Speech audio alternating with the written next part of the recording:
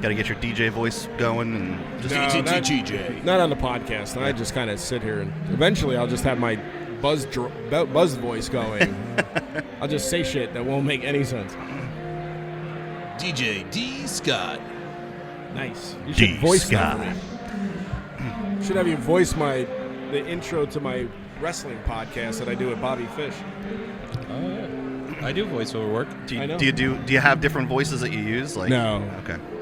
I used to DJ, and depending on the night, I was like doing bars and weddings and all that junk, and depending on the night, that's usually where it was like, right. All right, thanks for coming out tonight, and everybody tip your bartenders or taking care of you. You know. No, all that junk. I pretty much use the same one. I just started DJing as well, and it's still just. You get the voice I got. You EQ it right, and you really don't have to do a bunch of it. But it's still fun to break out the really cheesy DJ voice. The yucker voice. Yeah. We call them throw up vomiters. Yeah. The yuck and puke. Yeah. Terry on the air. Hey, what's going on? It's Terry O'Donnell. Congratulations. Especially like the morning zoo guys. Like you kind of have to have that. Oh yeah. Fucking. The Family Guy there. The fuck was it? There was the episode where they had the morning show. They were at the fair. There was Wiener in the brain or something? No. Wiener in the butt. Wiener in the butt. It's something in the butt. Anyway, I know the guy that voiced one. Weenie in the butt. Weenie in the butt. So the guy that goes, me no funny. That guy is my production director in Rochester.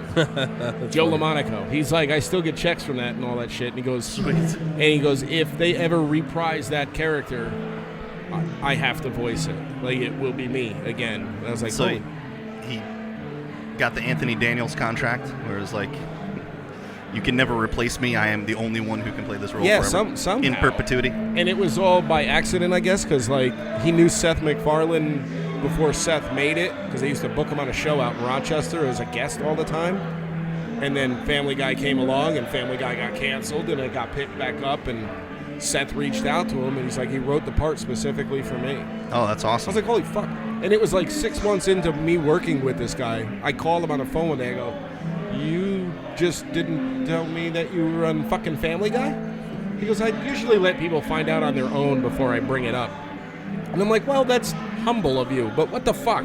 But I mean, usually though, how are you going to figure that out? You'd be like, could you do a voice that's kind of like, you know, and that's it's also very specific, and I would actually have to like really watch that. Like that episode would need to be fresh in my mind for me to go, that sounds like Joe. What are you doing? No, I was reading what it says on the screen. Open? Yes, open. Backwards? Nepo? All right, let's go ahead and start this podcast. Oh, so coming up in today's podcast, we're going to be talking to Erin from Craftpoint, which is currently located at Frog Alley, but there may be some changes coming down the pipe. We're going to talk a little bit about that. We're going to talk about his phenomenal rye beer that he has, which just happens to be one of my favorite flavors as far as beer goes. And that's all coming up in the next few seconds. The Capital Brew Podcast with 20 North Dave and Nick Lee. What's brewing in the 518? All right. It's the Capital Brew Podcast. And as you can tell, Dave from 20 North Broadway is not with us today. He couldn't make it, but we do have D. Scott. How are we doing, D? I'm like Dave's stunt double. Yeah. Sort of. I don't think I look anything like him, but... He's got a couple. He's got we've had Brittany. We'll probably have Brittany on again at some point. For some reason, I feel like Brittany doesn't look like Dave either. No. If there's two opposites that you can have when you have two people that look alike, Dave and Brittany are on the complete opposite ends of that scale. Same with Kevin McClurkin from time to time. He's a sales guy over at Saratoga Eagle. Brittany actually works for SPAC. We used to work together, but she used to work for the On Tap company. So with AJ Bowden over at On Tap, they started off with Saratoga On Tap, and then it grew across the whole entire country with a competitor of yours that no longer exists. So, anyway, okay, that has nothing to do with nothing. I don't even know what we're talking about. I got a new truck. You did? I did. Nice. It is huge. What kind of truck did you get? I got a Chevy. It's a Chevy 2500 HD. Holy, HD is in high def? That's awesome. High you can definition. see it clearly. It's heavy duty and in high def. Nice. Did you get it from our friends? I got it from Mohawk. Oh, okay. Who's our friends? Oh, no. It's not our friends. No. I mean, Mohawk is our friends, but that's not what I was talking The about. Leah Auto Group, they don't have a Chevy dealership.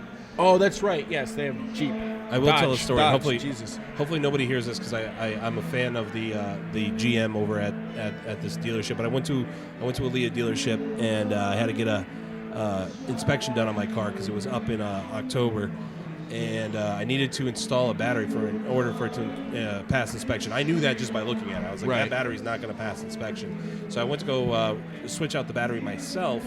But it was so corroded and so bad, hence why I knew it wasn't going to pass inspection. I couldn't get the terminal off, so I brought it into the dealership, said, hey, we got to change the battery, and we got to do an inspection.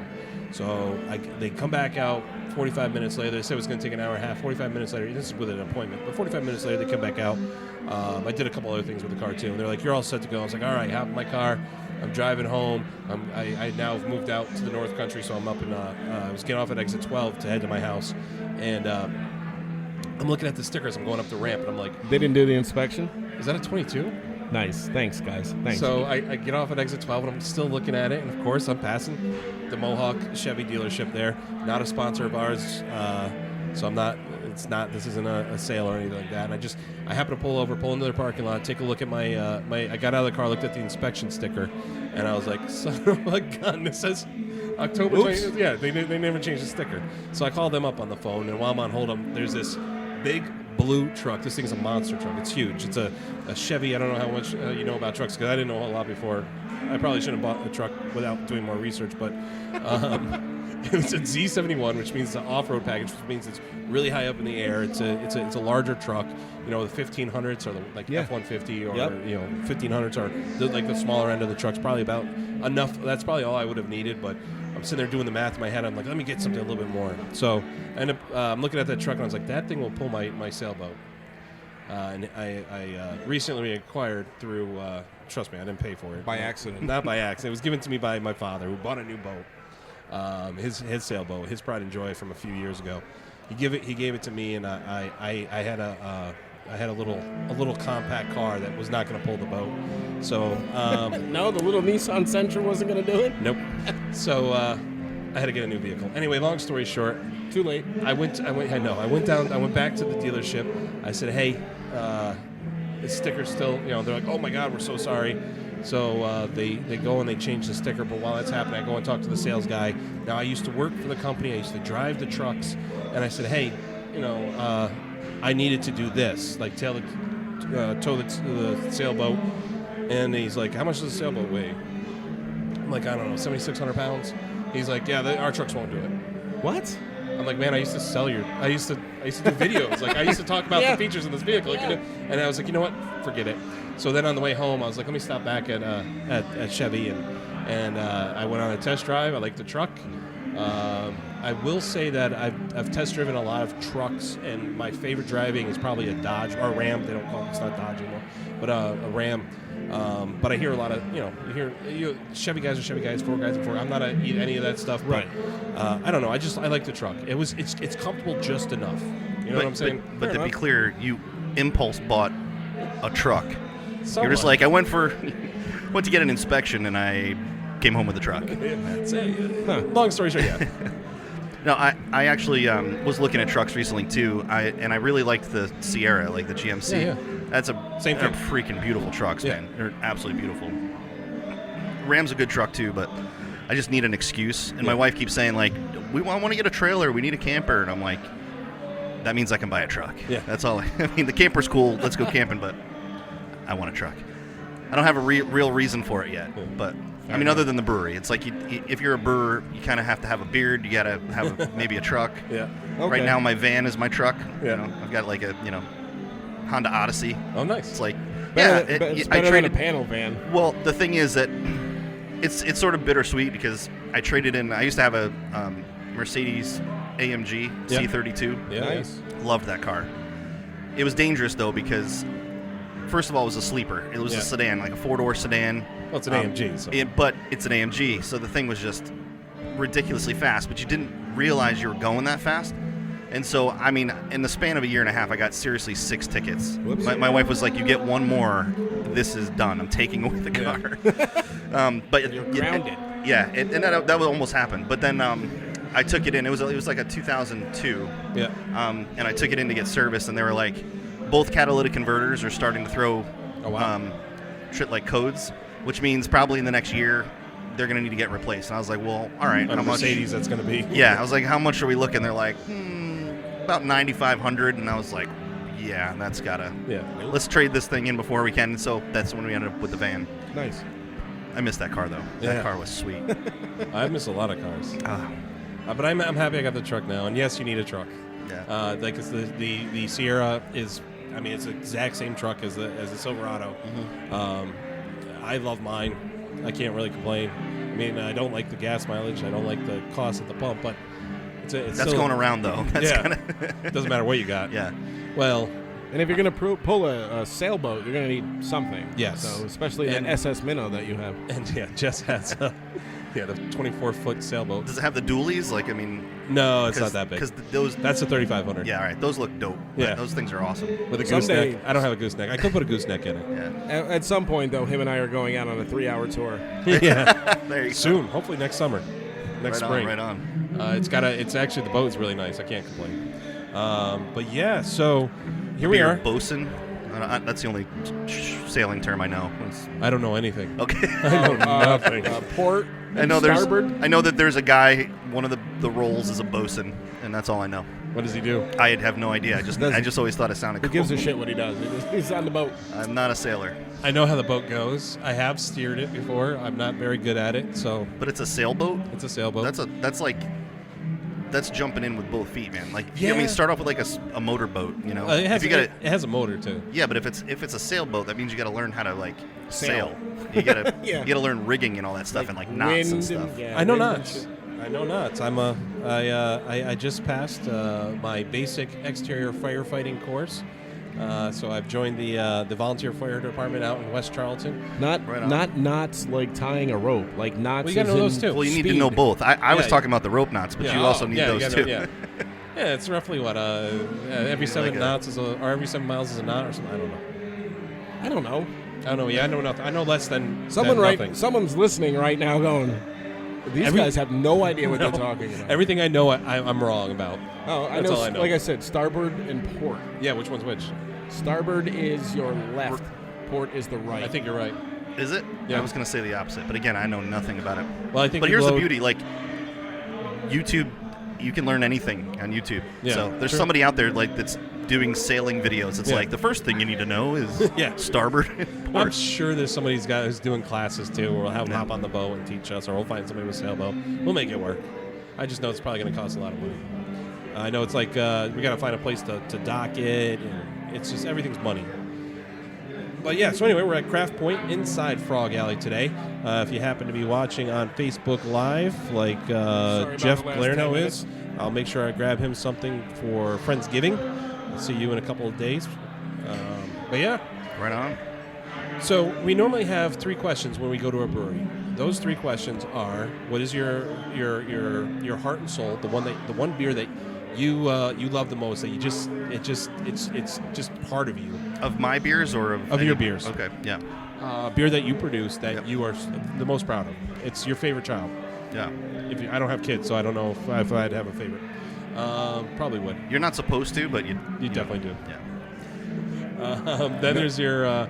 Then we want to talk about your crowd pleaser, the one beer that everybody that comes here, and I know what mine is for here. I know what my favorite beer is here, so far, and I haven't even tried them all.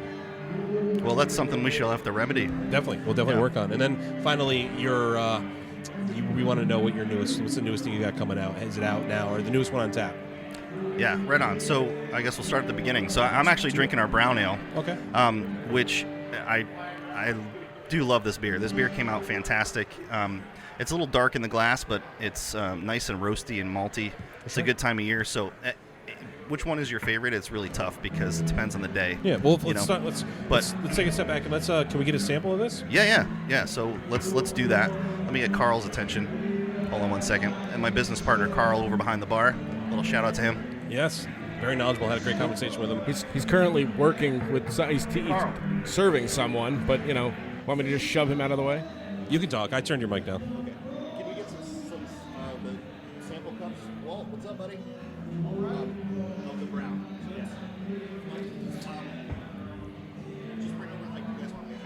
Yeah, nothing crazy. I mean, you can use the flight glasses if you wear the flight glasses over the flight. Boom, boom, boom, boom. You're back. Right on. So the brown, aptly named the brown, and little story behind this. Like a lot of our names are usually related to some kind of technology or something like. Well, let me just preface with we're geeks. We're a bunch of geeks, and Aren't we all? So, we come from the computer science and like software development background, and so my business partner Carl, my other business partner Steve, myself. That's what we all do. It's actually how we met. Thanks, man. You rock. Thank you. So things like abstract method and null hypothesis, hello world, all of these kind of have that background. And so this one, there's the brown. Yeah, it's got a nice ruby color in the When you put it up to hold light. light. When, Yeah, when but you're it is holding it, looks it like is a stout it is or nice a- and dark. Yeah. But yeah, so most of them named that way. This one we kept saying, we got to keg the brown, or we're going to do the brown, and this is the brown. And so it's a newer recipe, and we'll get into some of the history here too. Seems almost like a fine bubble to it too, like a. Yeah. Is there? Are you? So it's not overly carbed, but Yeah. it's carbed higher than like an English brown Okay. would be, right? But it's brewed similar to what you'd see more from that European style brown. Yeah. It's like I said, it's kind of that roasty, malty. I feel like a lot of American browns are kind of boring. Yeah. Right? They're just darker in color, but there's not a whole lot of Yeah. flavor to them. So the design for this, and my business partner Steve, brown ales are his favorite style. So we're like, yeah, well, let's get a brown going. So again, we kept just calling it the brown. By the time that we got to it, it was like, we're just going to call it the brown. That's what we always do. So, but in any case, this one, it does look darker. It's roasty, malty, and it almost heads into that porter flavor. Yeah. But it's still lighter mouthfeel. That it's a nice brown ale, and something you can even drink when it's warmer out. So For sure. that was what we were after with this one. Downtown, like Craftpoint Brown. Wow. Yeah. Wow. Downtown Julie Brown. Okay. Aged, man. That aging yourself right there. I was young. I don't know if it's aging you or the fact that I knew it ages me. She is on 90s on 9. I don't know what that is. It's on Sirius. I actually Really? am serious, but I don't listen to it. Yeah, she's one of the DJs on 90s on 90s on Went from 9. a VJ to a DJ to a VJ to a DJ. DJ. Yeah. It's full circle. Right on, right on. That's the circle of life. I like it. Well, there is no VJs anymore because they don't play videos on MTV. I really miss what MTV used to be, man. Yeah. MTV, when it actually did music, was awesome. Reality TV now. It's Yeah. our TV. It's just terrible. reality. It's ridiculousness, Yeah. and every once in a while, the Jersey Shore. Yeah. Oh yeah, that's right. Ridiculousness. I actually. Oh, yeah. If you turn on MTV at any given time, unless it's Thursday, ridiculousness. It's not Danny Way. It's the I other haven't guy had from DC. I haven't had cable in like 5 years, or I don't even know Wow. how long. I do everything. I got my internet connection. I did do Spectrum's choice program. Excuse me. It's like $20-25. You get to choose like 10-15 channels, and then you get all the basic channels. So it's not too bad. Like Yeah. I paid $80 or $70 for internet, and then $25 on top of that. So I watch only. Jess loves her Bravo and I don't know whatever else. But then everything else is Netflix and Yeah. Disney and ESPN Plus. That's all I have is Plus, those plus, streaming services. plus, But I've got plus, like plus. 7 of them. That's all you got. The pluses. Yeah. Yeah. Like Hulu comes with ESPN now, doesn't it? Doesn't there a bundle like Disney? Hulu, yeah. So or I did Hulu. That's what I have. I have the Disney, Hulu, ESPN Plus. Yeah. I'm pretty sure we have like just regular cable for the Yes Network, so that I can watch Yankee games. I think you can. I think that's one of the channels you can get on Choice. Really? Yeah. Huh. That's a good idea. I didn't know they were doing that. Yeah, and you don't need a box because like you have like a Fire Stick or like Yeah. a Roku. I think you gotta have Roku. That's the thing too. It's got to be Samsung, Roku. Oh yeah, you might be able to watch it on your Xbox, but it's got to be one of those. But even if you have like a Fire Stick TV, you can. Well, if you have Get a Roku. if you have Fire TV or Fire Stick, you can get the Yes app and watch. Yeah. Yeah, But then you're paying more for it. But that's the thing. You're all those streaming services, right? Yep. I think I'm still slightly under what I'd pay for cable, but Yeah. I have FiOS, so like, and I love FiOS, and I really liked the TV, but then I canceled it like 5-6 years ago just to do all the individual streaming services. This is all we watched anyway. I was like, we had Netflix and Hulu and all that junk, and nobody watched cable. I'm like, why am I paying for this? Yeah, and I don't really. She watches all that stuff. I don't. I'll watch. I have shows that I like to watch. Like obviously we watched Yellowstone, and I actually prefer that 18 whatever the prequel to that. 1883. Yeah, I prefer that show over. They have another one coming out. Yeah. Do they? Yeah, there's a new one that's going to be it's going to take place in the. I think it's 1884. Winter 1880. No, it's I think it's like 1923 or 1933, something like that. Okay. It's all so it's like right as they're kind of distancing themselves. Yeah, but like during the Great Depression and stuff, and so it seems like it should be interesting. Yeah, I want to see more of the 18 whatever. That was a great show. Except they killed like the main character. Yeah. Which clearly he wasn't the main character. They weren't the main character. Well, if they're not going to do another episode, but I mean. I guess they're going to be doing a movie with Tom Hanks as a general, but he was in the show too. Oh yeah. So that's like weird because you watch and you're like, why is Tom Hanks in here? But then you do some research and find out they're like doing a movie with Tom Hanks, so it's kind of like it ties in. That's cool. Yeah, it's weird. Yeah, it's a good show.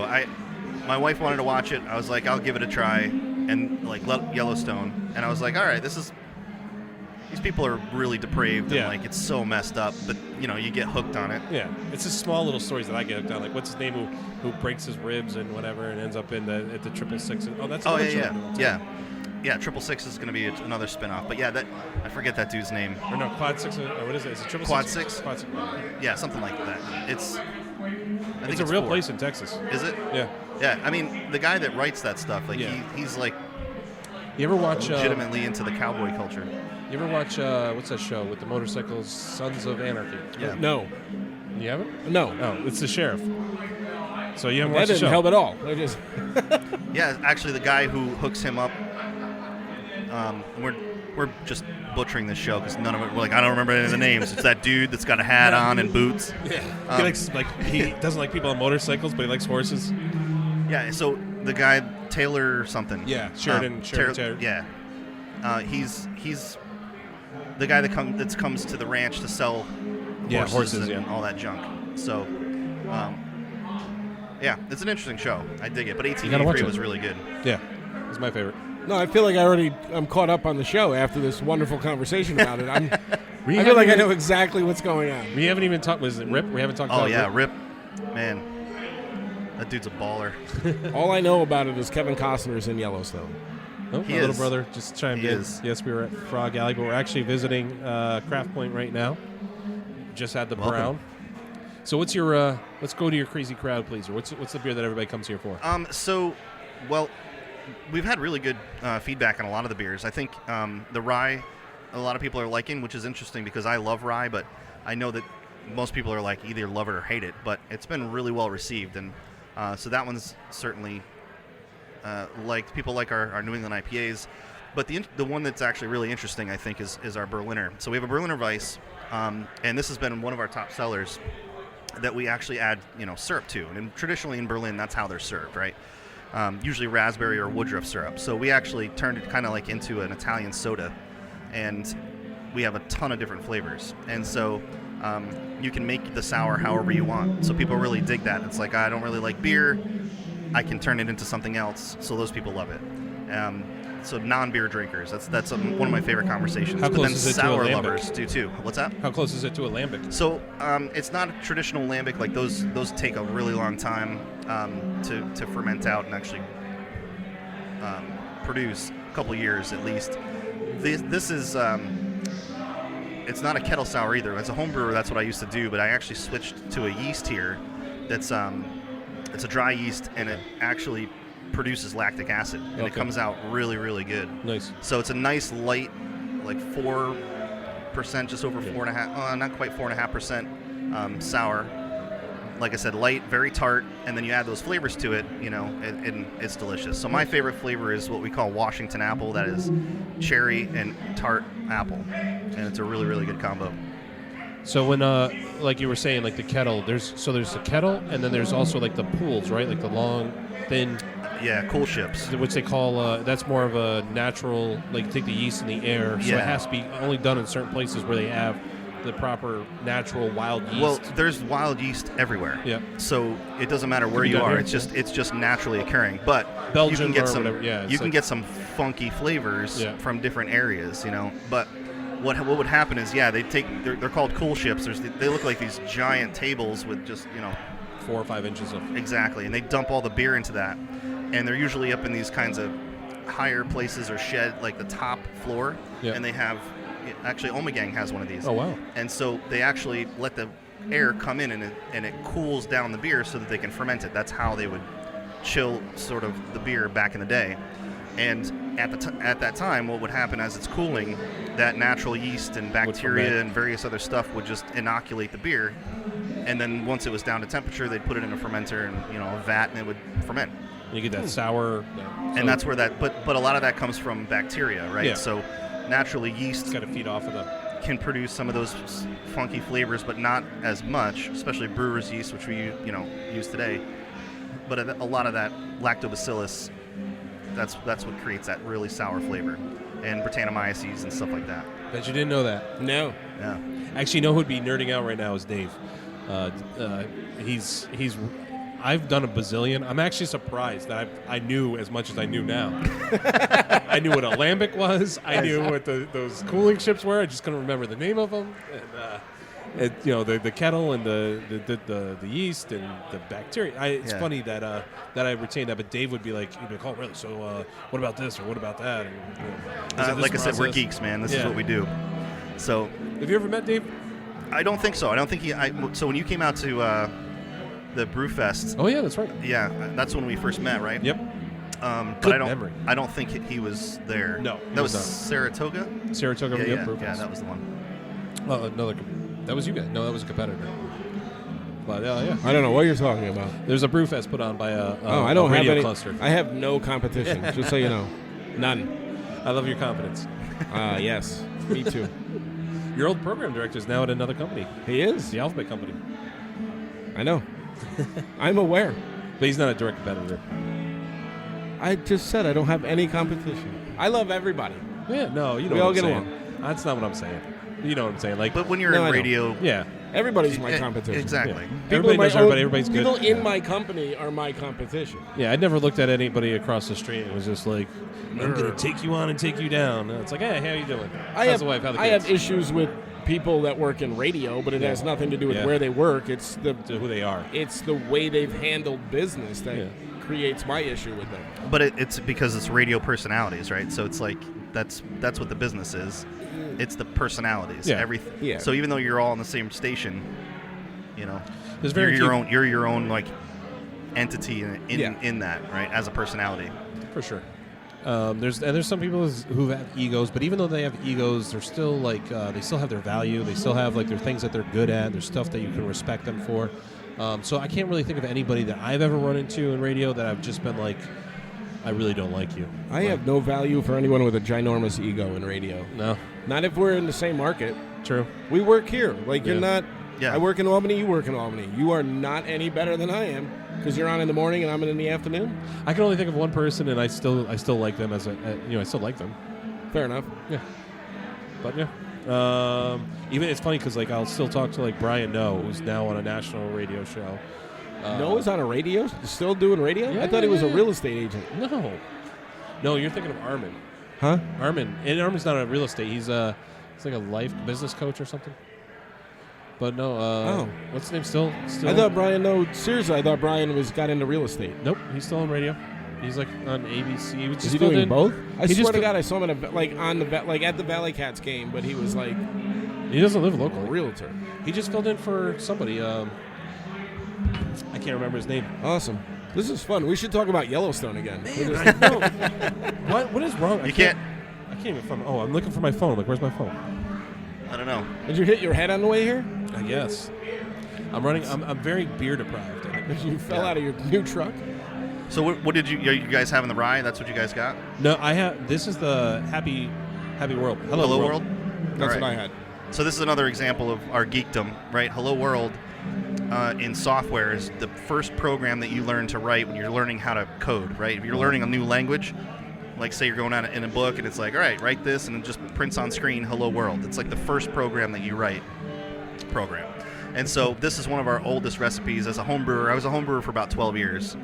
And this one dates back pretty much to the beginning when I started developing recipes. It's evolved a bit over time. But it was also the first beer that we brewed here.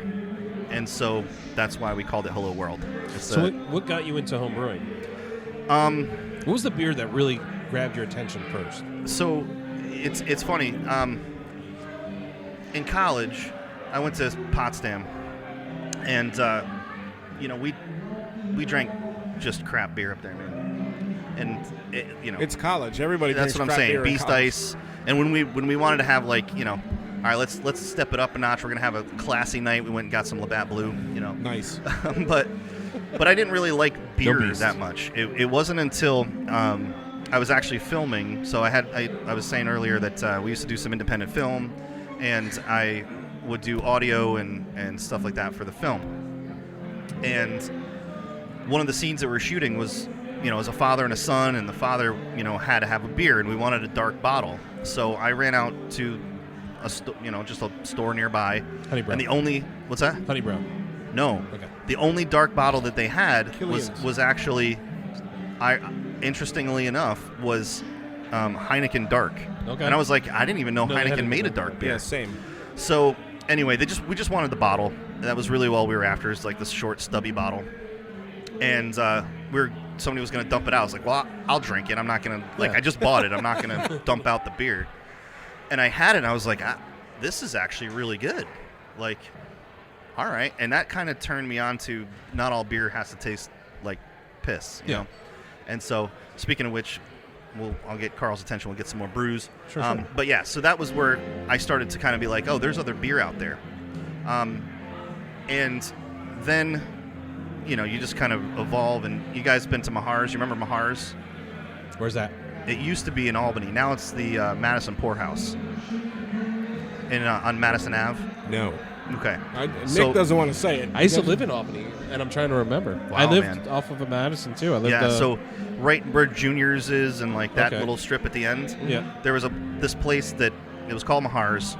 And, I mean, this bar had been there for a couple decades. Was that on the backside? No, it was on the front. Like there's a Stone Crow on the backside. You know what I'm talking about? So you had the Partridge Pub, you had Junior's, Sadie's. Oh no, No. That's down. So going towards where Price Chopper. Yeah. Like you go past Price Chopper. Pete King, and there's also there. Oh man, I know. Yes, I know what you're talking Yeah. about. So you had you basically in that stretch there. There's a pizza place on the corner. Yep. Right next door to that. Yeah. There's Brugger's that used to be there. That's up a little bit up the street, but anyway. So there was this bar called Mahar's. Me and my buddies used to go there, and it became like our Friday after work thing. Like we just went there for happy hour a week, and the bar was mostly, dudes. Yeah. It was all, but they had an incredible beer selection, and you walk in and it just smelled like old dudes and shame and Do they old have beer. a wood front porch? What's Do that? they have a press retreat front porch area? The front was all wood, yeah. Yeah, I remember it. And it was just an old place. But anyway, they had cask ales in there, all kinds of stuff. So that started to really open my horizon to this is beer from all over the world and all over the country and really good beer. Then they had this thing called Around the World, where basically the World Beer Tour, and you'd go in there, print out your list, and every time that you tried a new beer, they'd check it off, and after you hit 50, then you got a free beer, and then when you got to 150, and then 200, and so on, and you got a free mug, and then you could have it liver. engraved. Dude, the place was They give you it was new great. liver. It was great. We loved Mahar's. So, in any case, I fell in love with beer around then, right? And a couple years later, again, I come from software development. I was at a developer group. It's like Ruby on Rails, and one of my buddies there brought in a beer that he made at home, and it was his apple pie beer. Oh yeah. And it wasn't that great, but I was just like, dude, you made a beer at your house? How did you do that? And he's like, yeah, man, it's homebrewing. You can. And so I just was hooked. I mean, I basically got a Sierra Nevada Pale Ale clone kit. Yeah. And I bought a bunch of stuff, a pot, and I cooked it on my stove and made a huge mess everywhere. But it actually came out pretty good, and I was like, man, this is awesome. And it's the most expensive hobby I've ever had. And I'm a musician, so I have many expensive hobbies. But yeah, brewing just really became a thing. Like, so I fell in love. That was about 12 years ago, and yeah, it's been off to the races since. It's funny you mentioned Sierra Nevada too, because my obviously beer history. My dad used to drink Budweiser, so I would you can go. So he used to drink Budweiser, so I'd snag one of his beers, go drink it out back, and then I would after like that, like when I really started getting into drinking beer, it was always like the Beast or like Molson Canadian was there pretty early, and Triple X. not the Triple X yet, but definitely the Molson Canadian. But then like somebody would hand me like a honey brown. And I was like, oh, my God, what is this? Right. This is delicious. And then, you go back to drinking your Beast, and then somebody gives you, like, a Killian's Red. And you're like, oh, what? And then I get a little bit more older, and I'm like, I'm actually getting closer, like, to the age of being allowed to drink, like, 17. And that's and not... and I would drink, like... He said closer to the age. Closer. I got you. I got you. So then I would start to drink this is Sam Canada. Adams. Sam Adams was like, I actually really fell in love with Sam Adams. Still find it hard to believe that's a lager, but it was delicious. It was something different. It was obviously it was better than the Beast. At that point in time, though, I could only have like one or two before I was like, oh, this is too much. They were like pancakes, So then eventually I had the Sierra Nevada, and I was It's like, a wow. hoppy beast for a pale ale. I'm but like, yeah, it's really, really good. It was just different. The hoppiness of it, I was just like, wow. And that kind of got me into, I started like saying, oh, ales. Ales are great. Started drinking ales, and eventually it just snowballed into the Capital Brew podcast. So There you go. Are you still a fan of the Sam Adams? yeah. Have you had the remastered Boston Lager? Yeah. I have not. I'll try it though. It's good. You ever been out to the brewery in I have not. Boston? It's I should really go. it's really awesome. I go to a lot of breweries. Thanks, Carl. I had an opportunity to interview. Sam Yeah. Cook. And Thank you. it was around the time that they were pitching the remastered Boston Lager. They used to make a beer called Noble Pills. That was the best beer they ever made. That is a good beer. What happened? They released it to everybody, and then nobody wanted it anymore. No, I think with some of those beers like that one, I don't want to speak out of turn. I was going to say I think it was meant to be like seasonal or like a. It was for a little while. It was But- like fall beer, spring beer, beer. So good, so good. Sorry, I didn't mean to cut you off. That's all right. I forgot what I was So this is the rye, by the way. I like Ryman rye. and Steelin. That's a good name too. Right on. This is I was saying about our names, right? We have a bunch of geek names, but then we've also got a bunch that are like pop culture reference. This is one of those because I'm a huge B-Boys fan. Yeah. Because Mutiny on the Bounty is what we're all about. This is delicious. I like it. So I mean, I don't. How much longer are you in the space for sure? So we're just rounding out our 6 months here. So at the end of this month, we're actually going to be pulling out and starting kind of the next journey. So the couple of things that we're looking to do, right, is A beer truck. What's that? A beer truck. I would love to do Nobody's done it. that. Do you? Rearform does have a truck that has things on the end, but I mean, you have to have one where you could just like drive around neighborhoods with like a. That was my idea. I'm telling you, during COVID, Like the ice cream during van? Playing during Beastie COVID, Boys. I was like, we need an adult ice cream truck. playing Paul Revere. Yeah, right on. Just thumping tunes and driving around neighborhoods and just being like, the kids got their ice cream truck and then the adults get, the adult beverage truck. We'll have like slushies and I like stuff the way when he it's hot. thinks. But, then we're going to have some beers. And so I started to look into it. It's illegal. I was No, like, yeah, I know. of course it is. Of I knew course it. it is. That's such a good idea. I knew it was illegal, but I mean, legal Smeagol. It's just Yeah. paper. Who cares? I mean, except for the fact that we just put it out there on a podcast. Well, we're not going to do it because it's illegal, Right. It's not gonna happen. but it's such a good idea. I wish it wasn't legal. Is it legal anywhere? Or is No. it just no? No. Okay. I was going to blame it on New York State, but apparently not. Well, it's partly New York State, but it's also it's no. That is because you're driving with alcohol, and that's just a. Like you could show up to a spot like Saratoga Eagle does, where they have all the taps in the back of a truck, and Rareform, like I said, Rareform will do it. Where they'll actually, I think they do it at their own place. Where But they'll you have open to have a license Yeah. to pop up like that. Yeah. Like you actually have to say, I'm going to be at this place. For I'm going this to amount of license time, this yeah. for 3 hours. and it's like, expensive too. Yeah. It's a But day pass, day license. we're lucky that you could still ship beer, can't you? Yes, but it's about like you can ship beer, but shipping beer out of state becomes interstate, in which case Federal. the federal, like, you essentially just have to register it federally and all those things, which is all feasible, but there's some snags in it that you got to make sure you're paying attention to. But either way, we'll just keep fighting the good fight until we can legally do. Yeah, exactly. They lifted a bunch of those things during COVID, and what we're seeing is like they're staying around. They're going to try to keep that, which is great. That's phenomenal. I mean, for the fact that you can go into the Ruck and get an Al Bundy to go is phenomenal. Something you could never do in the past, but you could do now. And if you've never had an Al Bundy, go to the Ruck and get an Al Bundy. Okay. They're delicious, and they'll mess you up. What is it? It's a mixed drink. I don't know what's in it. I know it's like orange juice or pineapple. All right. But it's good. You gotta try it. All right. I haven't been to the Ruck in a while. Actually, back to the homebrew thing. We used to do they had a homebrew competition there. I don't know if they're still doing it. I feel it was like hardcore homebrew or something. It was something like that. And all of the categories were these wild, weird things that you had to do to make the beer. And so stand on your head. What's that? Stand on your head. No, it'd be like collect the water. Time.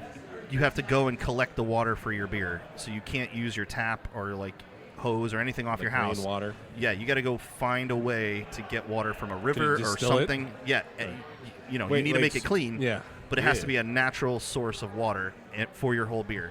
You can brew any style you want, or there'd be like brew a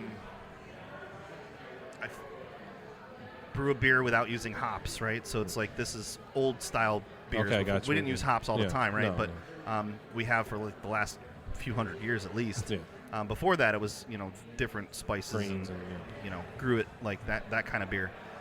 So it really challenged you as a home brewer to be like thinking outside the box, creating recipes and stuff like that. So it was fun. Yeah.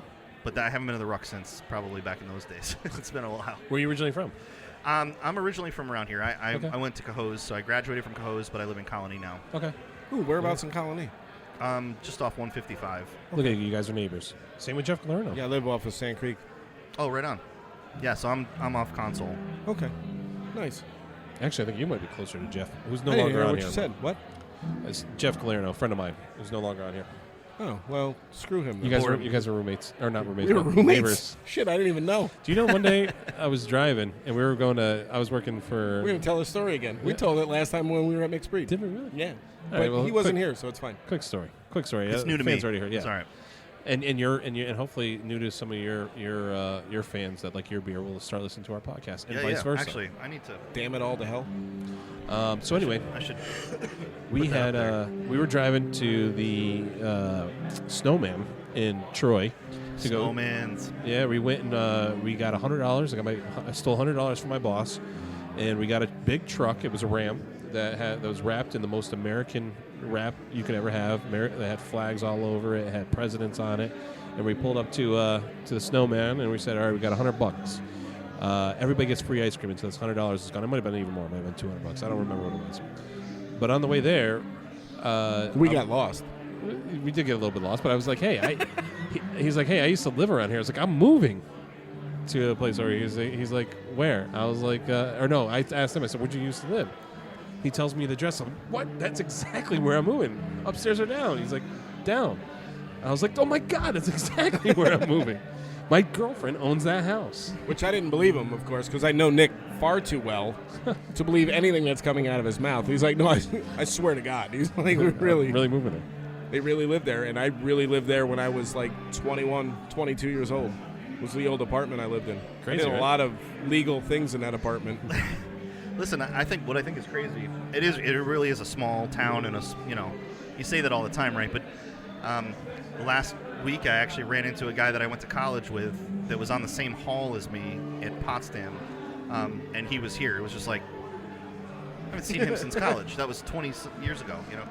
It really is cool. And you're like, oh, you were at this place where I was at, and like, how did we? Now we're here. Like those are all awesome. Yeah, it's nuts. So we did talk quickly about your the flavored beers. I don't know how busy Steve is. Oh yeah, the Berliner Weiss. It's our Ich bin ein Berliner Weiss. But if we were to try a sample of one, what would you suggest that we get? So let me kick it back to you. What kind of flavors do you like? Because we really do have, everything. We have, strawberry, cherry, raspberry, blueberry, blackberry. Root beer. Root beer is not one that I have in a pump, but we could make one in the brown, actually, that tastes like root beer. I believe it. It's actually vanilla, some vanilla syrup, and I think tiny bit of pumpkin actually makes it taste like a root beer. It's pretty crazy. Actually, I think if I would try anything, I would try cherry. Yeah. Okay. I want to try that. I want that lambic. Yeah. See how close they taste. Yeah. So we'll get. I always find like a cherry lambic tastes like those Luden cough drops. A little bit. I can see how that happens. Yeah, I can see that. I love a good creek, like those cherry sour, tart cherry. That stuff is awesome. Yeah. So creek is one of my favorite sours. Ode Bruin, which is another Belgian style brown ale sour, and then they've got some standard kind of pale ales that they sour too that are really good. You ever had a sour? Yes. Okay. Do you like them? Yeah. All right, cool. He really likes the squints. What's that? Squints. Oh, Squints. Yeah. Frog Alley's. Yeah, that one's a good one. Yeah. They have a watermelon that's pretty good too. They have a cherry wheat that's kind of sour. So interestingly enough, they're cherry wheat. So Rich, the head brewer down here, he got his start actually at Brown's. At Brown's. We know the story. Yeah. He So told the story. It's right, of course, because he loves to tell stories. He's the Great dude guy. is. But anyway, so I'm you like, can hear that's him. the source to some degree of. That's cherry raz, but it's also their cherry wheat. Yeah. Very similar beer. I actually like the cherry wheat better than the cherry raz. Sorry, Browns. Yeah, I actually like it too. But normally I'm not as big on fruited ales like that. Like I like the fruit in the sours, but ales I'm a little bit more like. It just depends. Yeah. Unless it's a New England IPA where you want that really citrusy stuff, Or piney. Yeah. So what do you guys? So we talked a little bit about the rye. I like it. Any other thoughts on it? Other than I like it? Okay. No. I like it's good. I'm all. That's good feedback. What do you like better? Do you like the pale ale or the rye? Actually, the rye. Actually, I should try. The last podcast that Dave and I did, our last podcast we did was with New Scotland spirits, and we were sampling whiskey. We learned how to actually properly sample whiskey. I'm going to try it with beer. I sample how whiskey. do I you- just drink it. Well, actually, there is a proper way to taste beer. How's that? You chew it. So, we're just gonna run through it. So basically, pull it in.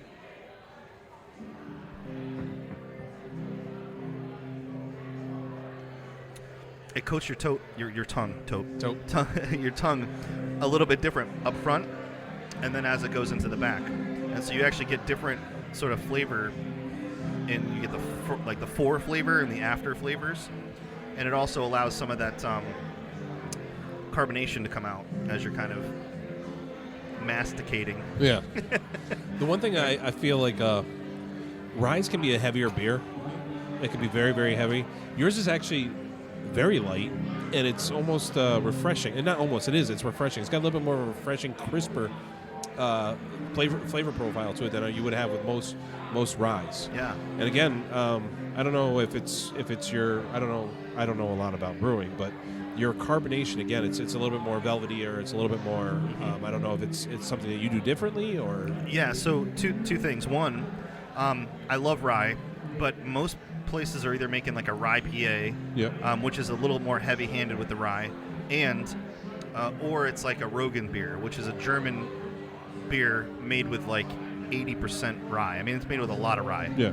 Maybe not up to 80. I'll say up to 80, but it's usually a dark beer, and it's really good. But you have to like rye, you know. And like so with this beer, my design for it was to be lighter pale ale style, right? Instead of a rye PA, but like a pale ale. Yeah. And then also make it approachable to people who don't normally like rye. So a lot of the beers that I brew, I'm like, I want people who like beer and love beer to love our stuff, but I also want to be able to have people who haven't been introduced to this kind of style before to not be totally turned off by it, you know? So I brew the stuff that I like and hope that other people like it. And that's, like I said, that's kind of where this one came from. And so, it's lighter, and it does have a slight... I guess most of my beers are a little bit more carbonated. Like the CO2 volumes are a little higher. Yep. Than it's a little finer though. Yeah, and that's why that happens, because you kind of you put so much in. You put a little bit more in, and it's not quite like the Berliner Weiss should be the most. It's almost like champagne-like. Yeah. But this one, I think this is probably 2.5 volumes. Okay. Usually, most ales you're going to get like 2.3. Some places push it to 2.4. Yeah. So this is around 2.5, just a little bit more. It gives it a little bit more of that that crisp flavor. Yeah. It aids in that, and then you can see you've got some nice lacing there. I think I've been stirring mine a little too much, but but basically, yeah, it's got a nice fine carbonation, which lends to that crispness. Yeah. I like it. It's like I said, so far it's my favorite beer. I haven't had all your beers, but I like a good rye, and this is as far as ryes go. Even though we're getting into the winter time, I think this would be a perfect. Like, you don't really think of a rye being a good summer beer. This is a great beer to be hanging out in the backyard, or take camping with you. You go hike up a mountain, you get to the top. This has got to be a good beer for that situation. It is. It's really refreshing. It's refreshing, and it's got that. It's a little bit lighter, but it's got a lot of flavor, and it's a good reward at the top of the mountain. Love it. Yeah, and the other thing I like about rye is it's got a little spice to it. Yep. There's like a slightly peppery after flavor. Mm-hmm. And it's not even peppery. It's almost like a green pepper. It sits at the back of your throat, but it's not too much. It's not heavy. It's not that, where you feel like, I need a glass of water after this. Right. And that's I think, from proper use of the rye. I feel like rye is really powerful, and if you use too much of it, it just will take over the whole beer, For right? sure. And so I feel like this was designed with the balance of rye plus some good malts, and to give it that refreshing. So I'm glad you dig it. Yeah. I do too. It's one of my favorites too. Your question in the beginning was just not fair, because it's like I'll have one of the beers. I'm like, oh man, I love this beer. Like, one of the ones that I'll have you guys try next is our double IPA, which is our double hypothesis. So our normal West Coast is null hypothesis. It's another scientific geeky term. We made it a little bit stronger. So the first one is 5.5%. Double hypothesis is 7.2. Hi, Mom. The double hypothesis came out great. Who is it? My mom. Oh. Mom. Hey, Mom. Sorry, didn't mean to interrupt. No, that's fine. So double hypothesis is our 7.2 West Coast IPA. Wow. Yeah. And it's another one that's nice and crisp. So just all depends on what's in my hand. I love the one I'm drinking at that time. I got a question. What's up with your logo? Oh, right on. So, yeah. So I don't know if we can show our. Sure, I can get it right up. Oh, there you go. You're Yeah. watching. Yeah. Boom. So the question is, and anybody who's watching, I don't know how many people we've got watching or listening. 3. Send in what you think this is. No. So. It looks like a molecule. Yes, it is. Do you know what molecule it is? It's that molecule. It's the one part of a hydrogen. So it is the most important ingredient in beer. Water? It is water, right. See? Beer is a large... I know my science. There you go. You're welcome to the geekdom. It's, yeah, so... Did so you know that? Huh? Did you know that? About water? No, well, did you know that no. was okay. Yeah, I didn't know either. I'm looking at him like, what does it look like to me? Oh, it looks like a mouth. Okay. Yeah, so basically it's an artistic rendition of the H2O molecule, right? So you got H2Os and kind of artistically drawn. So that is because, beer is a blend of art and science. Yeah. And that's really what we're about, is like, it's taking that art and just making something that people enjoy and is delicious. Yeah. I like it. So I also was admiring there's two things that when you start a brewery, you have to get down, which I know that you're not in the canning stage yet. Hopefully, when you move to the next stage of your brewery, you'll get into canning. But there's two things you always got to come up with taps, and you got to come up with the can labels. And I was really impressed with your taps. I think they look. The craftsmanship is phenomenal on them. There's a certain design, like with your design. There's a certain I don't know. There's a certain satisfaction when you look at it, and I was telling Steve earlier, I like the flat black. I like the black and white. It's simple, but yet it's the brass in it. It stands out. Yeah, and that's what we wanted to. I will say that. So I was up at Grist Iron Brewing. Okay. They're out in the Finger Lakes area. Excuse me. And they had these tap handles that were just they were gorgeous. I was like, whoa, I got to find out where they made these. So I sent them to the guys. I taken pictures, and they tracked it down to this Green Mountain place. Okay. They're like, yeah, this is who made Grist Iron. And I'm like, they need to make our tap handles. And so we sent them our logo, and that was the design they came back with. And I was like, that is perfect. I look, because it's open at the top. Like you can see through. Yeah. But it's got our logo there, and I'm like, man, this is exactly what I was looking for. It's fantastic. They look solid, but yet they're, like you said, you can see through it. It's it doesn't. It's seem unique. Yeah, it's a little something different. The Grist Iron ones that I really like, their logo is really complicated. It's like this. I don't know if you guys have ever heard of them or seen their stuff, but sounds familiar. Really, they're a really good brewery out there too. Anyway, so the top, theirs was just placed at the top of the wood on the tap handle, and it was this intricate metal sort of logo that was sticking off the top, and that's what really drew me to it. I was like, that is a really nice looking tap handle, because everybody's got the wooden kind of whatever standard handle, and if we're looking to get tap handles and get out in bars especially, you want it to stand out, something that somebody can see and they're like, oh, what's that? That's pretty cool looking. And then hopefully that gets some draw. So plus, like I said, we're geeks, if I haven't mentioned that. And so all the little details we geek out about. I like it. Like I was telling Steve before we got here, I was like, I really enjoy those.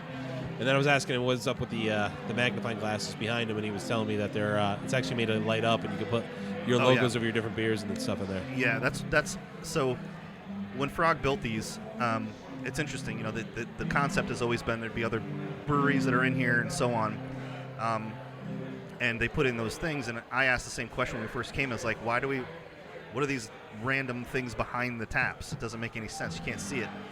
It turns out, they're old style. You should be able to see it on the other side. Exactly. That's what it's meant to be. So it's cool. We just never turn them on. You a sports fan? Am I a what? Sports fan. Sports fan? Well, it depends on the sport. Football. He's a Yankee fan. I'm a Yankee fan. Which means I thought you were a Dallas fan too. I'm a Cowboy fan, but it means he's still crying right now. Yeah, I feel you. I feel you. That was a rough series, man. I pay attention to other sports when baseball's over. All right. Well, what's have you seen the the bet that's going on right now, right? I've seen your bet. Yes. Yes, that's what I'm talking about.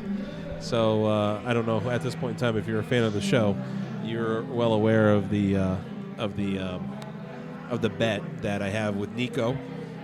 If the Jets have a better record than the Giants by the end of the season, I got to get a Jets tattoo, and I don't like the Jets. I'm a Giants fan, but if the Giants have a better record than the Jets do at the end of the season, he's got to get a Giants tattoo. Who do you think is getting a tattoo? You. No, I don't, because I have plenty of friends that are Jets fans.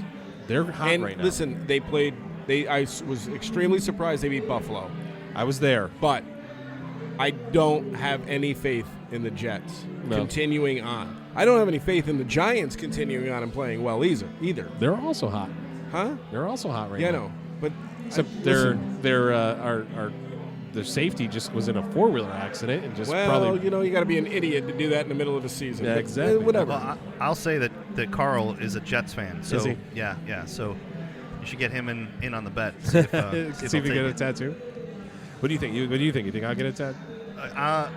I don't know, man. I think you got a chance. You got a chance, but it's scary. Listen, it's not looking I'm as good a Pats as the beginning fan, of the season. This is what's weird. I'm a Yankees fan and a Patriots fan.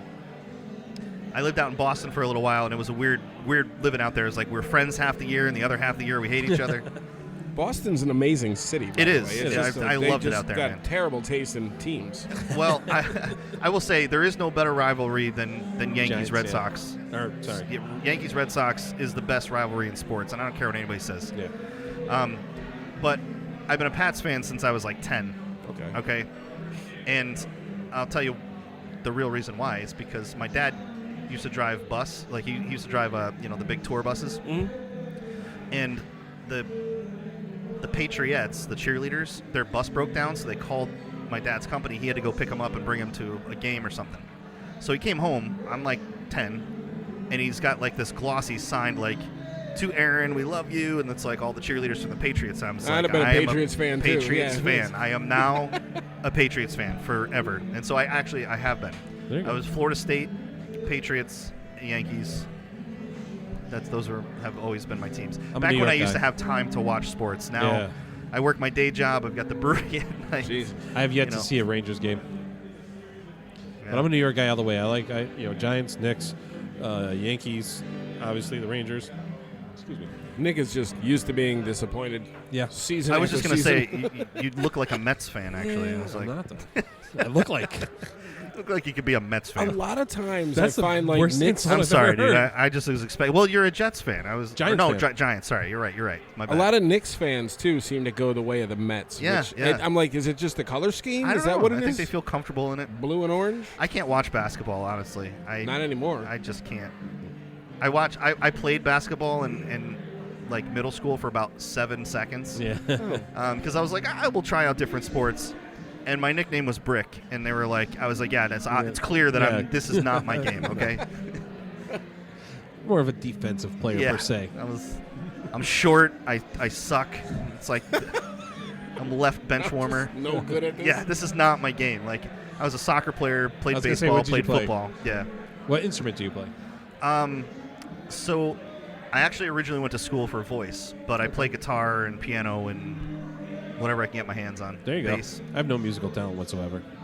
I started teaching myself guitar when I was like 12, 13. Yep.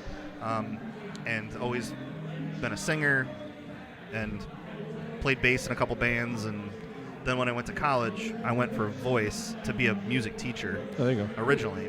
And then, just kind of play an instrument I can get my hands on. Obviously, you don't have all the time in the world, but I mean, at some point down the road, are you looking to be in a band and I would love to be able to jam? jump in Yep. on like some house band that's playing at my brewery. You can go You kick know what I that mean? guy off stage. That's on. Just like, hey man, move. Yo, let me get your guitar quick. Yeah. They let me start bo- doing let me open mics. borrow Set up. that. No, I that is one of my just I don't know. It's just in the back of my mind. Be like, there's a band that comes in, a couple guys who just jam out, and that I'm like, oh, I'm gonna be down at the brewery. I just got my guitar there. I can jump in, sit in for a couple tunes. I don't know. We'll see. See what happens. What's next for Craftpoint? Yeah. So, like I said, I mean, we came in here with a couple of goals. One was to kind of prove out our product, get some followers, get some people who actually get something in their hand, right? And then the second is to launch into our own space, maybe interest some investors and get some other people who are like, hey, man, we believe in the vision, what you got going on, love the product, let's make this thing happen, you know? So that's where we're heading into this next season. So I think as an interim, we're looking at continuing to brew here and use the facilities here, Oh, cool. move it into a tap room where Okay. we can sell out of, and then slowly build that into adding our system, getting the next steps, and so on. If you could paint your perfect scenario, where is this brewery going? So I think where I would just love to be is like one of the local watering holes, one of the places that's putting out good brews that has just a nice atmosphere. People like to come and hang out and just, you know, kind of like in Europe and especially, you know, Germany and Belgium and places like this, England too. There was breweries all over, and they all serviced like the local community. You know, there's a bunch of us now. This industry has exploded, Yeah. which is awesome. Thank God. You know, like, you know, the guys at Wolf Hollow, they're doing a great yeah. thing over there.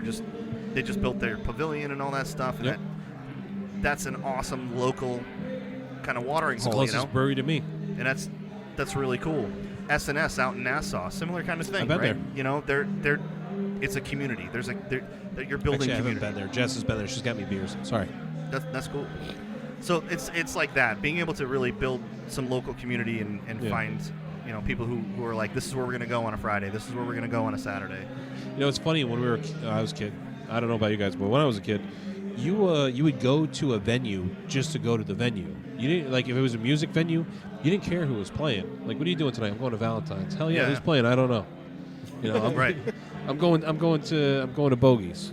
I'm going to QE2. The Q. Yeah, I would like. Man, that place. So many memories in that place. I grew up here in Schenectady, so I would just hop on the 55, go skateboard all day, play Hey Mister, get a couple 6-packs, and sneak my way into right on, Valentine's or whatever. But I'm from Cohoes, so it was like QE2, and there was this place for a little while down at the bottom of the hill, and I forget the name of it. A Columbia and Cohoes would have some people Black in Cat? there. Huh? Is it the Black Cat? I think that's what it is now. It's called something different. But yeah, around that spot. Then there was Northern Lights and yeah. Northern Lights? There was Saratoga Winners. Yep, Winners. It was Winners. I remember I used to go to Cohoes every once in a while. I think it was Jimbo's, which was like a local. It was a bar. Yeah. I was there like twice. Yep. And I don't remember much from that night. I've been to a few house parties, but that's about it. In Cohoes? Yep. Nope. Yeah. Not now. Hell no. Not even back then. It was kind of shady, but Cohoes was it's an interesting place, man. Like we would go to the bowling alley every once in a while. Yeah. I ended up like meeting the family that owned it, which it's a tiny little bowling alley tucked in the back. That street right there, that's one of the places they filmed Ironweed. It's like they filmed a couple things around They Cohoes. found a body behind that bowling alley at one point. Of course they did, because it's Cohoes. Of course. Hi-oh. Hey-oh. Nice. You didn't tell me you had a rim shot. I would have been telling one-liners all night. Jesus. I was trying to do it fast enough, but I was trying not to like smack the. It's always weird because it's so loud. Like it's only a fraction of what you can use. Whatever, don't matter. Oh, that's what he's talking about. That's the sound effect when Nick tells a joke. All right, so yeah, I mean, I'm ready to wrap this one up. I don't know if there's anything else you want to add. I mean, how do we keep in touch with you? How do we? Yeah, definitely follow us on Facebook, Instagram, and again, if you're interested in kind of getting involved and want to reach out about some investment opportunities or something like that, we're interested to talk with you. Come out and try the beer. Again, my name's Erin, so I'm the head brewer here. We've got Carl and Steve as my other partners are here some nights. But find us on our website as well. That's Carl. Craftpointbrewery.com. That's Carl, yeah. Yeah, it's Carl. And I think at one point I called it Center Point too. So yeah, that's all right. I have a thing called aphasia. We'll edit it out. Where it's like I know. I used to edit. I don't edit anymore. I talked him out of editing. Yeah. Because all the podcasts I do, I stopped editing. I'm like, screw this. It's too much just work. much. What you get, what we do, that's the right way to do it. it's organic. Yeah. Because otherwise, then you're like, you have to do like, ADR and be like, yeah, this whole thing. We're out here tonight at Craftpoint. Actually, what it was for me was going through, because a lot of the except for the one that I do myself, the podcasts are all at least an hour long. I do the Undisputed podcast with Bobby Fish. It's an hour to an hour and a half. How long do you think today's was? Don't look. Hour 20. I don't Right know. I now. don't know what time we started. Hour 10. Right on. So I'm like, You're not supposed to look. I don't even know what time we started. I knew I got here at like 6. Anyway, but I would edit some of it, and it was like, I don't have time to just sit here and look for the dead space and the dumb shit that we said. So I'm like, forget it. If you said it, Say it. Own it. if you didn't want it in the podcast, you shouldn't have said it. I did have somebody say something once in a podcast that was, and I was like, they mean up. When they go back and listen to how it all kind of unfolded, it sounds a little insensitive. I've edited that before. I've Not had because to. At the end of the day, I knew what they meant, and I knew how it came out. It was two different things. So, But it's your podcast, and at the end of the day, you kind of have to be like, yeah, I don't really want to put that out. But yeah. I also think that people are so open to the free-form conversation podcast that most of it just washes over. Yeah. I listen to a ton of them, Me too. and so great conversations, and they're always fun, but at the end of the day, I'll be like, what did they talk about? I don't know if I remember. You know? Well, it's funny. You were talking about like Beastie Boys. I was like, oh man, I was just listening to the Joe Rogan where they had Paul Rubin on, and he was talking about the Beastie Boys and LL Cool J, and I was just like, whoa. So like, yeah, it's it's funny. You're right. Like when you listen to it, you may not remember exactly what they were talking about, but you knew that you enjoyed yourself. Yeah. But then sometimes there's like certain conversations, like, oh yeah, they were talking about this or they were talking about that, or like I like these true crime ones too. And like if I'm going on a really long drive, I'll listen to one, but then all of a sudden there'll be a what do you call it, like a documentary that comes on like Netflix or something. I'm like, oh my god, that's it. Yeah. Get all excited. I like when people give me a hard time about the length of a podcast, and I'm like, Joe Rogan does like 3.5 hour podcast. Yeah. And I watched the entire thing. You watch him? Yeah. Oh, I listened to him in my car on the way.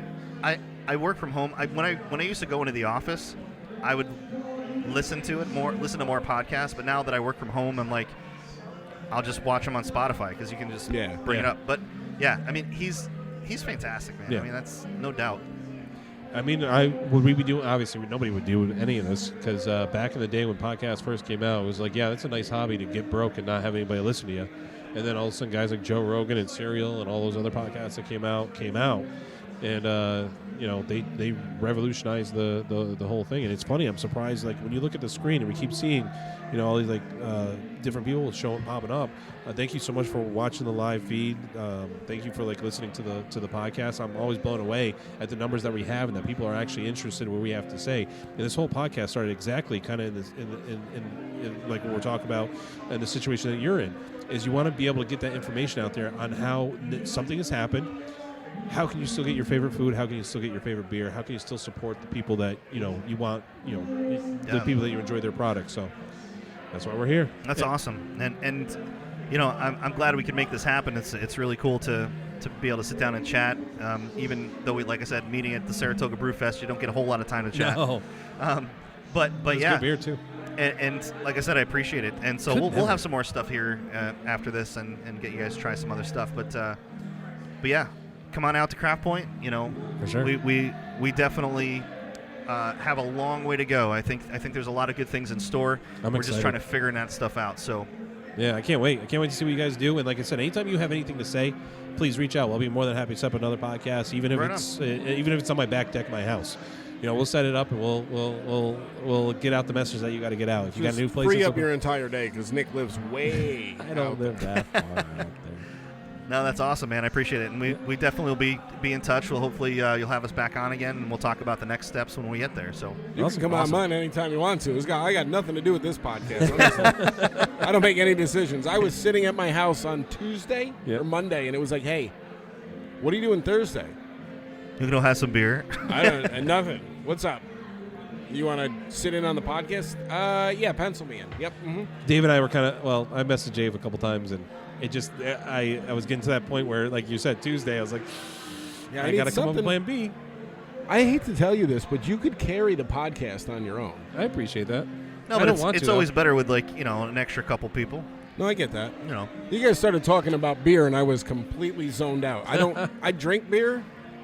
And see, here's the thing, man. Now your homework is when you leave here, you have to buy a lambic. You need to go and have as much beer as possible when I get as home? Research. Oh, just I got as to work research. Tomorrow, dude. Yeah, but it's just research. I'm not saying it has to be done tonight. I'm saying between tomorrow night, between the next podcast, now and the next time we see you or whatever. Right. You're gonna go get an education in beer, strictly through drinking it. And just being like, I tried as many different styles as I could, and I don't care. I liked them all. I know that's all I want to hear from you. I know that's not. I mean, dude, there was a beer style called, Rogan's beer, or like I know Dunkel's. I don't like Coors Light. Does anybody know Michael Lasher? Oh, that's my buddy. He says, "What's Lasher, up? What's up, dude? Thanks for joining us." See, look, you got some of your fans. Right on. Appreciate that. All right, so let's go ahead and wrap this podcast up. Sorry, Mike, you came in a little bit late. But we're excited that you watched, and hopefully when we're done, you'll be able to watch the whole thing from top to bottom. But we're gonna go try some flavors and some Weiss beer or Weiss beer. Actually, that's Mike's wife, who's probably watching with him. That's her favorite style. That's her favorite beer. And Mike, we're having the rye beer here. One of my favorites. And Hello World, you missed that one. That's what they started off with. As a matter of fact, when I first started homebrewing that, I brought it over to his house on his back deck, and we were that was one of the places where it was born. So Yeah. many years ago. Awesome. But Sláinte. Thank you, gents. All right, till next time.